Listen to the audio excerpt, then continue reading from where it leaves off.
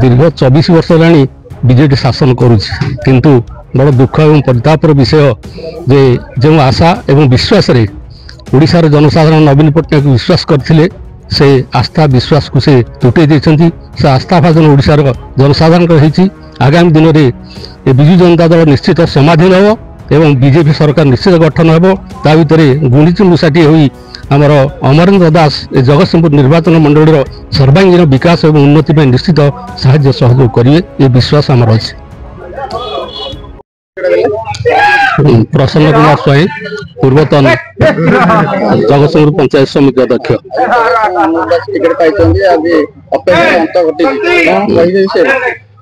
आज एक खुशीर दिन विशेषकर जगतसिंहपुर निर्वाचन मंडल आज बहुत आनंदर दिन ये आमर मान्यवर प्रधानमंत्री महोदय आदर्श अनुप्राणित होई अमरेंद्र दास साथी माने आमे समस्ते बीजेपी रे योगदान करथिलु। आज बीजेपी दल तरफ आमको टिकेट मिली प्रतिद्वंदिता करने एथि आमर जगतसिंहपुर जिला सभापति सत्यव्रत महापात्र को अशेष अशेष धन्यवाद जनाऊँ। आमर राज्य सभापति मनमोहन सामल धन्यवाद जनाऊँ। विभू तराई को धन्यवाद जनाऊँ एवं सर्वशेष माननीय प्रधानमंत्री मोदी जी को धन्यवाद अर्पण करुच्ची कृतज्ञता ज्ञापन करुच्ची। जगतसिंहपुर जड़े स्वाभिमानी लड़ुआ युवक साथी को आज बीजेपी टिकेट मिली। आगामी दिन में आम निश्चित विजय हासिल करूँ एवं नरेंद्र मोदी हाथ मुठा को टाण करूँ। ओडिशा रे आगामी दिन में विजु जनता दल विपक्ष में आम लड़ाई करी बीजेपी राज्य सरकार गठन करा ये स्वप्न आज निश्चित आम साकार होती।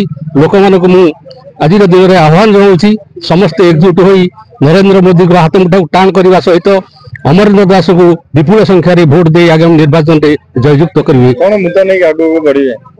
आम जनसाधारण समस्त जो सब आवश्यकता रही विशेषकर शिक्षा गमनागमन स्वास्थ्य पानीय जल युवक मान को नियुक्ति देवार सुजोग ये सब आमर जो समस्या सब रही निश्चित आम समाधान करूँ अमरेंद्र दास नेतृत्व में। दीर्घ 5 वर्ष बीजेडी शासन कर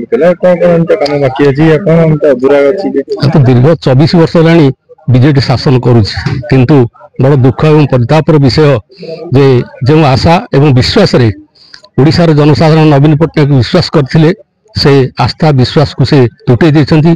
से आस्था भाजन ओडिशार जनसाधारण रही। आगामी दिन में विजु जनता दल निश्चित समाधीन हो एवं बीजेपी सरकार निश्चित गठन हो। ता भितर गुंडीची मुसाटी होई आमर अमरेंद्र दास जगतसिंहपुर निर्वाचन मंडल सर्वांगीन विकास और उन्नति में निश्चित साहाय्य सहयोग करेंगे ये विश्वास आमर अच्छे।